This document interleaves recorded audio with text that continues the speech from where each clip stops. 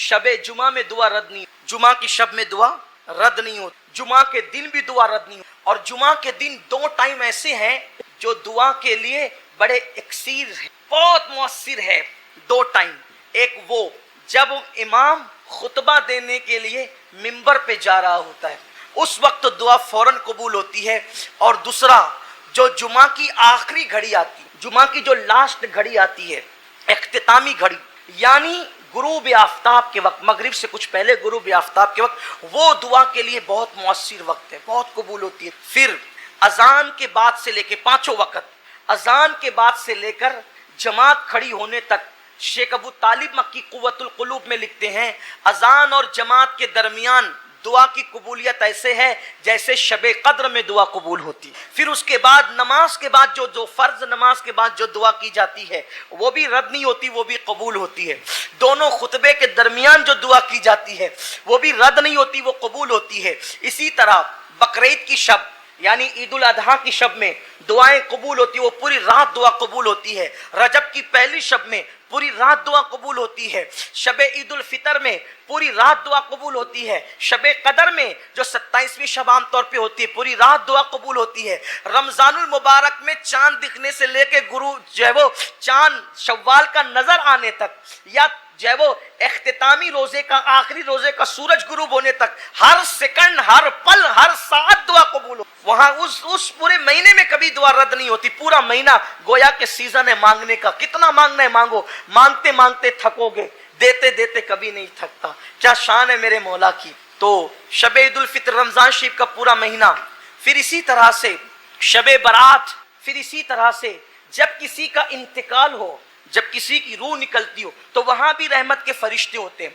तो वहां जबान से कोई ऐसा कलमा मत निकालो, इसलिए कि वहां जो भी बातें होती है फरिश्ते उस पे आमीन कहते हैं। तो रूह निकलते वक्त का मामला भी बड़ा जो है वो कबूलियत दुआ का होता है जब किसी के, और खास तौर पे रूह निकलने के बाद जब किसी मोमिन की आंखें बंद होती है उस वक्त भी दुआ कबूल होती, ये भी दुआ की कबूलियत का वक्त है।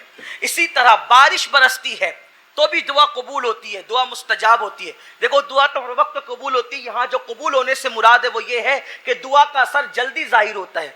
इसी तरह जब मुर्ग बांग देता है, अजान देता है, उस वक्त भी दुआ कबूल होती है, इसलिए कि मुर्ग अजान उस वक्त देता है जब वो रहमत के फरिश्तों को देखता है, जब वो रहमत के फरिश्तों को देखता है। हैरत की बात यह है कि लोग रसूलुल्लाह के मुतालिक कहते हैं कि उनको दीवार के पीछे की खबर नहीं। अरे यार, जिस मुर्गे को तू 200-500 रुपए में खरीद करके खाता है वो रहमत के फरिश्तों को देख लेता है, जिसे मौलवी देख नहीं पाता उसे वो मुर्गा देख लेता है। आप गौर करें, ये बेचारा जिंदगी भर यही तकरीर करता रहता है कि उन्हें तो दीवार के पीछे की खबर नहीं, दीवार के पीछे खबर। ओ तेरी 2 टांग का मुर्गा देख रहा है, रात दिन वो देख रहा है और अजान पढ़ रहा है, और उस वक्त तो दुआएं कबूल हो रही है। हैरत की बात है कि लोग ये हदीस नहीं पढ़ते। ये हदीसें लोगों की नजर में आप सोचते होंगे यार उनकी बात क्यों आ गई, उनकी बात इसलिए आ गई कि आपका अकीदा महफूज होना चाहिए, वरना फिर इन बातों का फायदा क्या है। हमारा मकसद है अल्लाह के रसूल सल्लल्लाहु अलैहि वसल्लम की सच्ची वफा के साथ जियो, इसी का नाम ईमान है। वरना अगर उनके साथ वफा नहीं है तो फिर कोई दुआ भी असर वाली नहीं है, फिर कोई इबादत भी असर वाली नहीं है। असल मकसद दुनिया में आने का मुस्तफा जाने रहमत के साथ वफा है। हजरत बेदम शवारसी रहमतुल्लाह अलैह कहते हैं कि दुनिया में क्यों आए, वो कहते हैं अदम से लाई है हस्ती में आरज़ुए रसूल, कहां कहां फिरती है, कहां कहां लिए फिरती है जुस्तजुए रसूल। बनाए लूं तेरी ए जज्बे शौके सल्ले अला कि आज दामन दिल खिंच रहा है सुवे रसूल। और अजब तमाशा हो मैदाने हश्र में बेदम के सब हो पेशे खुदा और मैं रूबरूए रसूल। तो याद रखिए, जब मुर्गा अजान दे, बारिश हो तब दुआ करो, मुर्गा अजान दे, भांग दे, तब भी दुआ की कबूलियत का वक्त है, उस वक्त भी दुआ कबूल होती। फिर उसके बाद कभी कभी ऐसा होता है, आप गौर, बस अब बात खत्म करता हूँ, टाइम हो गया है। कभी कभी ऐसा होता है, और सैयदना फारूक आजम रदी अल्लाह ताला अन्हु ने अपने ज़माने में दौरे खिलाफत में अरबी खुतबे से पहले मकामी ज़बान में वाज़ो नसीहत की बुनियाद रखी कि अरबी खुतबे से पहले मकामी ज़बान में मुसलमानों से इमाम जुमा कोई गुफ्तगू करे, खिताब करे, उनको नसीहत करे और अल्लाह के दीन से करीब करने की कोशिश करे। इस मौके पर मुझे اللہ کے رسول صلی اللہ علیہ وآلہ وسلم کی وہ حدیث کریمہ یاد آ رہی ہے جو آقا کریم صلی اللہ علیہ وآلہ وسلم نے اپنے عظیم صحابی حضرت سیدنا ابو ہریرہ رضی اللہ تعالی عنہ کو مخاطب کر کے ان کو نصیحت فرمائی تھی۔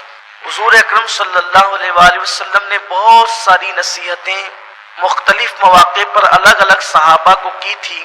یہ جو حدیث میں پیش کرنے جا رہا ہوں یہ خاص سیدنا ابو ہریرہ رضی اللہ تعالیٰ عنہ کو مخاطب کر کے میرے آقا صلی اللہ علیہ وسلم نے فرمائی تھی۔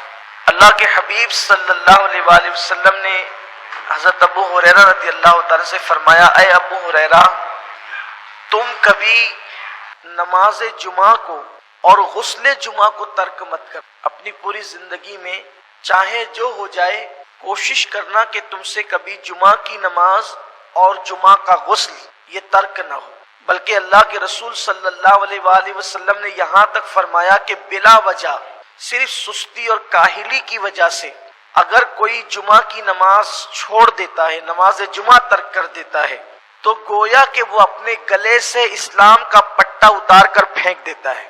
اس لیے جمعہ کی نماز کبھی ترک نہیں کرنا۔ آج کل دیکھنے میں یہ آ رہا ہے کہ چھوٹی چھوٹی بیماریوں کی وجہ سے بھی لوگ نماز جمعہ چھوڑ دیتے۔ میں تو بیمار ہوں، بیمار کے لیے نماز نہیں ہے۔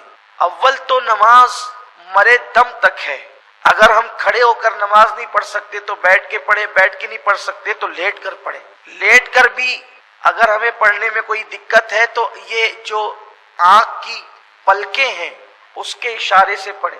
اسی لیے آپ دیکھیں کہ انسان کے جب سارے اعضاء ناکام ہو جاتے ہیں تو آخری تک کی آنکھ کی پلکیں کام کرتی ہے تاکہ آپ اس کے اشارے سے نماز پڑھ سکیں۔ چھوٹی چھوٹی چیزوں میں لوگ نماز جمعہ کو چھوڑ رہے ہیں، اور یہ چیز بھی بڑی بھیانک ہے کہ جمعہ کی نماز کے لیے مسلمانوں پر یہ لازم اور واجب ہے کہ جب اذان جمعہ ہو، اذا نودی للصلاة من یوم الجمعہ فاسعوا الی ذکر اللہ وذروا البیع، کہ جب تم اذان جمعہ سنو، تمہارے کانوں میں جمعہ کی اذان پہنچے تو اپنے کاروبار کو بند کر دو اور اللہ کے ذکر کے لیے مسجدوں کی طرف دوڑ پڑو۔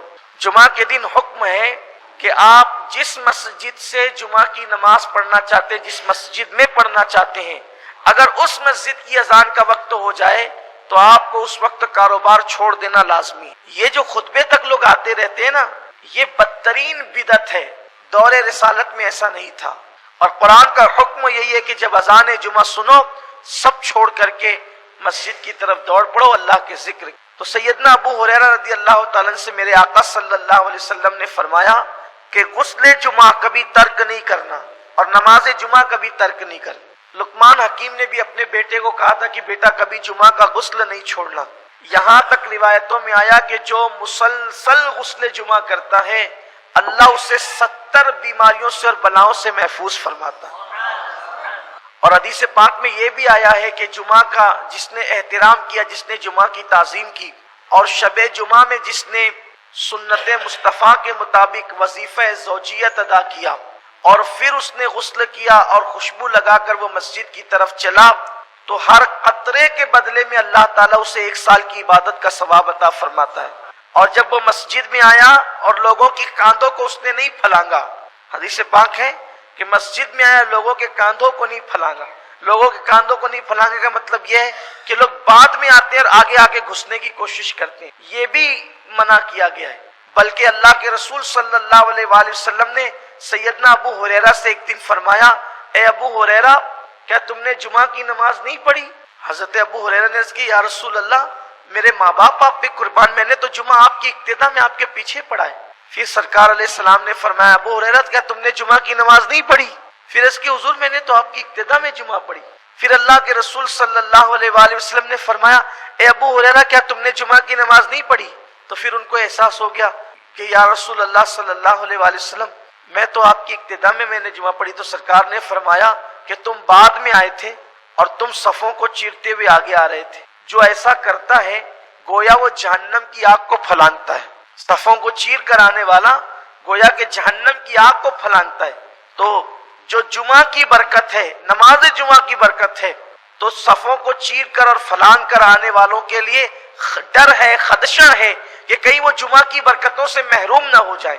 اس لیے بعد میں آنے والوں کے لیے ضروری ہے کہ ان کو جہاں جگہ ملے وہ وہیں بیٹھ جائے، صفوں کو نہ پھلانگے، اور پہلے آنے والوں کے لیے ضروری ہے کہ وہ آئے تو اولین صف میں بیٹھے تاکہ پیچھے سے آنے والوں کو پھلانگنا نہ پڑے، ورنہ وہ جمعہ کی برکتوں سے محروم رہیں گے۔ لوگ جو ہے وہ آتے ہیں پیچھے بیٹھتے ہیں، اپنی سہولت سے بیٹھتے ہیں، دیوار کا ٹیک لگا کر کے بیٹھتے ہیں، لوگوں کی پوزیشن یہ ہوتی ہے۔ تو اس لیے جب جمعہ کی نماز کے لیے آؤ تو صفوں کو پھلانگ کر مت آؤ، جہاں جگہ ملے وہیں پر بیٹھ جاؤ، اور جو پہلے آئے وہ آگے آ کر کے بیٹھے۔ اللہ کے رسول صلی اللہ علیہ وآلہ وسلم نے فرمایا کہ اگر لوگوں کو پہلی اور اولین صفوں میں بیٹھنے کی فضیلت معلوم ہو جائے، لوگوں کو پہلی اولین صفوں میں بیٹھنے کی فضیلت معلوم ہو جائے تو لوگ مسجد میں قرآن اندازی کرنے لگے کہ پہلی صف میں کون بیٹھے گا، اور بلکہ یہاں تک فرمایا کہ لوگ مسجد میں تلوار نکالیں گے پہلی صف میں بیٹھنے کے لیے اگر ان کو صف اول میں بیٹھنے کی فضیلت پتہ چل جائے۔ لیکن یہاں تو حال ایسا ہی ہے کہ لوگ مسجدوں کے اندر اپنی طرز پر آتے ہیں، اپنی طرز پر بیٹھتے ہیں۔ اولین بیٹھو، بلکہ جب خدا کی رحمت اترتی ہے نماز کے اندر، نماز با جماعت میں، تو پہلے وہ امام پر اترتی، اس کی 100 حاجتیں اللہ پوری فرماتا ہے۔ اور یہ بھی فرمایا کسی مومن مسلمان کی مدد کے لیے چلنا، یعنی کوئی آیا چلو یار میرا مسئلہ وہ حل کر دو، اور آپ کے ذریعے سے وہ مسئلہ حل ہو سکتا تھا، ابھی آپ نے حل نہیں کیا، صرف چلے تو ہر قدم کے بدلے میں مسجد نبوی شریف میں 1 سال اعتکاف کرنے سے زیادہ ثواب عطا کیا جائے گا۔ یعنی سال بھر مسجد نبوی شریف کے اندر آپ اعتکاف کریں، اس کا جو ثواب ملے گا اس سے زیادہ اللہ تبارک و تعالی کسی مومن کی مدد کے لیے چلنے پر، اور اللہ اکبر، اگر آپ نے اللہ اس کی مدد نہیں کی، آپ مدد کر سکتے تھے، آپ حاجت روائی کر سکتے تھے، آپ اس کا کام بنا سکتے تھے، لیکن آپ نہیں گئے، تو میرے آقا صلی اللہ علیہ وآلہ وسلم کے فرمان کا مفہوم ہے، اللہ کے رسول علیہ السلام نے فرمایا کہ جو کسی کے پاس آس لے کر کے آیا کہ میرا کام اس سے ہو جائے گا، اور وہ اس کی آس پوری کر سکتا تھا لیکن اس نے اس کی آس پوری نہیں کی، تو قیامت کے دن اللہ تبارک و تعالی جس نے اس کی آس توڑی تھی، اللہ تبارک و تعالی اس کے سارے اعمال کو ضائع کر دے گا اور اس کی بھی آس توڑ دے گا، اور اللہ اس کا ٹھکانہ جہنم بنا دے گا۔ سوچئے، یہ ہے آج مسلمان در در کی ٹھوکر نہ کھاتا اگر ایک دوسرے کی مدد کر، آج ایک دوسرے کی مدد، بلکہ لوگ سگے بھائیوں کے اندر اس قدر اختلاف ہوتا ہے، محبت، باپ بیٹے میں مدد کا جذبہ نہیں، بہن میں مدد کا جذبہ نہیں ہے۔ آؤ ہمارے اسلام کی تعلیم، اللہ کے رسول صلی اللہ علیہ وآلہ وسلم کی صحابی، ایک صحابی رسول کا نام ہے حضرت سید جابر آئے اور آنے کیا کہ یا رسول اللہ صلی اللہ علیہ وسلم، پکنے کے وعدے پر کسی یہودی سے قرضہ لیا تھا، اور ہوا یہ کہ ہوائیں ایسی چلی اور موسم ایسا ہوا، باغ میں جو کھجوریں آنی تھی وہ آئی تو پکنے سے پہلے ہی وہ جھڑ کے، ایسا ہوتا ہے نا، کسان لوگوں کو پتا ہے، جو لوگ کسان ہیں، کہ اگر وہ پھل پکنے سے پہلے بارش ہو جائے تو ہوا تیز سے چلے تو کچے پھل ہی ضائع ہو جاتے ہیں، خراب ہو جاتی ہے، تو جو امید ہوتی ہے وہ ٹوٹ جاتی ہے۔ حضرت جابر رضی اللہ تعالیٰ کا کھجور کا باغ تھا بہت بڑا، انہوں نے کے وعدے سے قرضہ لیا تھا، لیکن ہوائیں چلی، کچی کھجی اور وہ پھول تھے وہی ختم ہو گئے، تو اب یہ تھا کہ وہ قرضہ ادا نہیں ہو سکے گا، تو یا رسول اللہ اب وہ بہت تنگ کر رہا ہے، یا رسول اللہ میں کیا کروں؟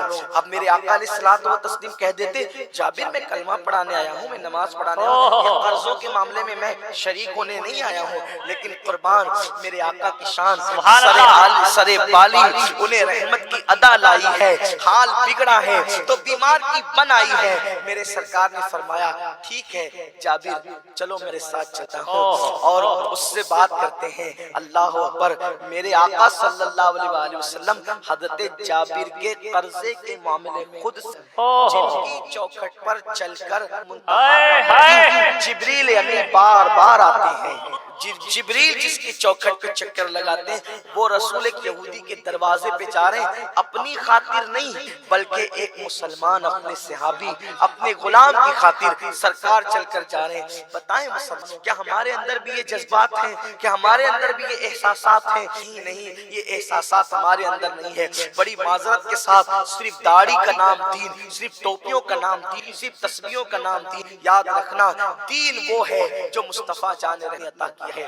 دین وہ ہے جس کی تعلیم مصطفیٰ جان رحمت صلی اللہ علیہ وآلہ وسلم نے دی ہے۔ اللہ اکبر۔ میرے آقا علیہ السلام ایک یہودی کے دروازے پہ چل کر کے جاتے ہیں اور فرماتے ہیں دیکھو جابر کے ساتھ یہ حادثہ ہو گیا ہے، اس لیے میں تمہاری چوکھٹ پہ چل کے آیا ہوں کہ تم اس کی قرض کی مدت بڑھا دو۔ اس نے کہا یا رسول اللہ آپ میرے دروازے پر آئے، میں بڑا خوش نصیب ہوں، لیکن میں اب اس کی کوئی مدت نہیں بڑھا سکتا کیونکہ میں پہلے کئی بار ان کو مہلت دے چکا ہوں، مدت بڑھا چکا ہوں، اب میں مزید ان کو کوئی مدت اور مہلت نہیں دوں گا۔ سرکار نے فرمایا ایک کام کرو، میرے کہنے پہ مہلت دے دو، اگر یہ قرض اب نہیں دے گا تو ذمہ داری میں لیتا ہوں، میں اس کا قرضہ چکا دوں گا۔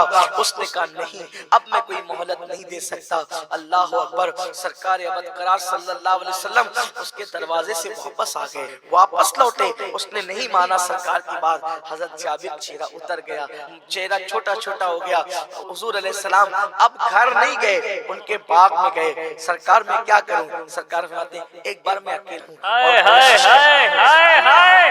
دوسری مرتبہ میرے اور آپ کے آقا پھر اس یہودی دروازے پر چل کر گئے۔ مسلمانوں کیا یہ سنت نہیں کہ کسی کے دروازے پہ چل کر کے جانا، کسی کی مشکل کشائی کے لیے، کسی کی حاجت روائی کے لیے؟ آپ مجھے بتائیں، بولو ہمیں پتہ ہوتا ہے کہ فلاں مسلمان مشکل میں پھنسا ہوا ہے، لیکن کیا کبھی ہم یہ کوشش کرتے ہیں کہ ہم اس کی تکلیف، ہم اس کی ملاقات، ہم اللہ کے لیے نہیں جی رہے ہیں، ہم منافقت کہیں نہ کہیں کر رہے ہیں۔ اگر اللہ کے لیے جیتے ہم ان رات کی تنہائیوں میں جو لوگ ہردیوں میں خاموشی میں جا کے اگر ہم اللہ کے لیے جی رہے ہیں تو راستے میں پڑے رہنے والے فقری سب کا کام جہاں ہم نے تو یہ کام وہاں کرنا ہے جہاں ہمارے نام کے نعرے لگنا ہے، ہم نے تو یہ کام وہاں کرنا ہے جہاں میں سیٹ صاحب کا پکارا جانا ہے۔ مگر یاد رکھنا چھپانے سیٹ صاحب کہلانے کے لیے کرو گے اور نعرے لگوانوں کے کرو گے، اللہ کہے گا کیا تھا وہی سب دے دیا، یہاں کچھ نہیں ہے۔ لیکن اللہ کے لیے کرو گے تو پھر سیٹ صاحب تمہیں وہاں کہہ کے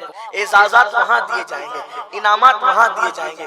ہاں قوم کی بیٹیاں اب بھی سیٹ صاحب کا انتظار کہ اس کی مدد آئے گی تو میری شادی۔ ہم سمو لگن کہ ہم خاموشی ایک ایک شادی یہ کہہ کر کے نپٹا دیں کہ ہم نہیں کر رہے کوئی اور کر۔ اجتماعی شادیاں ہمارے یہاں بھی ہوتی ہیں، یہ درد اجتماعی شادیوں کے یا سمو لگن کے نام پر ہم جن دولہا دلہنوں کو قریب کہہ کے بٹھاتے ہیں، چہرے کا بوجھ ان کا گردن اٹھاتا، جتنا غربت کا تانا ان کا بوجھ۔ تو جب ہم اپنی جیب سے اپنے پیسے سے شادی کر رہے ہیں تو اسٹیج پر ان کو غریب بنا کر بٹھانے سے بہتر یہ تھا کہ ان کو وہ رقم دے دی جاتی اور کہا کہ جاؤ چپ چھپا کر کے اس طرح شادی کر لو کہ ہم نہیں کروا رہے تم خود کر رہے، تو اس میں اجر اور بڑھ جاتا، اس میں صلہ اور بڑھ جاتا۔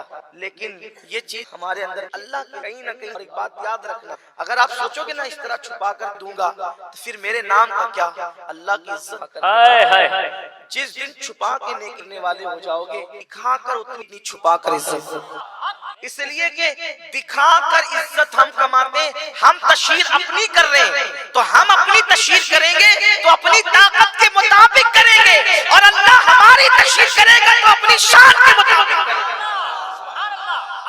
اللہ کرے گا تو اپنی شان۔ اس لیے کہیں تم اللہ کے لیے کرے، کچھ تو اللہ کے لیے کرے۔ تو بات دور نہ نکلے، جلدی جلدی سے چلتے ہیں کہ سرکار ابد قرار صلی اللہ علیہ وآلہ وسلم فرماتے ہیں کہ ایک بار میں خود جاتا ہوں اور اس سے بات کرتا ہوں، گئے حضور دوبارہ، اور دوبارہ گئے تو اس نے دوبارہ بھی انکار کر دیا۔ المختصر یہ باغ میں واپس آئے اور چاہتے تھے کہ اب اگر میں اپنے گھر چلا جاؤں گا تو جابر بہت پریشان ہو جائے گا، تو حضور علیہ السلام اپنے گھر بھی نہیں گئے، بلکہ اللہ کے رسول علیہ السلام کے کیلولا کا وقت آ گیا تو حضرت جابر کے باغ کے اندر ایک اوٹا تھا چبوترا، اسی ایک درخت کے نیچے وہ چبوترا تھا، اسی چبوترے پر اللہ کے رسول علیہ السلام نے اپنی چادر بچھائی اور ہاتھ کا تکیہ بنایا اور حضور علیہ السلام لیٹ گئے۔